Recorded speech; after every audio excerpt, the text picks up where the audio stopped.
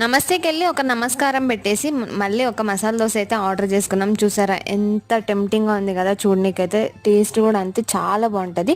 మసాలా దోశ తినేటప్పుడైతే ఒక టిప్ అన్నమాట, మిడిల్లో ఫస్ట్ ఓపెన్ చేయాలన్నమాట, ఈజీ యాక్సెస్ ఉంటుంది మసాలాకి. సో టిప్ నచ్చింది కదా, ఛానల్ని సబ్స్క్రైబ్ చేసుకోండి.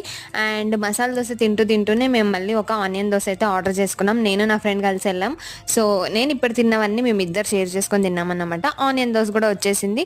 బట్ ఆనియన్ దోశ మసాలా దోశ అంత టేస్ట్ లేదు, అంత వర్త్ కూడా కాదనిపించింది.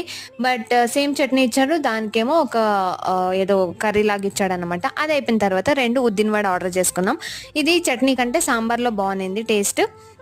సో ఇది అయిపోయిన తర్వాత నాకైతే కాఫీ అలవాట లేదు, అస్సలకే లేదు. మా ఫ్రెండ్కి అయితే బ్రేక్ఫాస్ట్ అయిన తర్వాత కాఫీ తాగుతుంది అన్నమాట. సో బయట చేసుకుందామని ఒక ఫిల్టర్ కాఫీ తీసుకునింది. సో తాగినప్పుడైతే టేస్ట్ చాలా బాగా అనిపించింది. సో ఇలా బయట చేసుకుని అయితే తాగేసాం. సబ్స్క్రైబ్.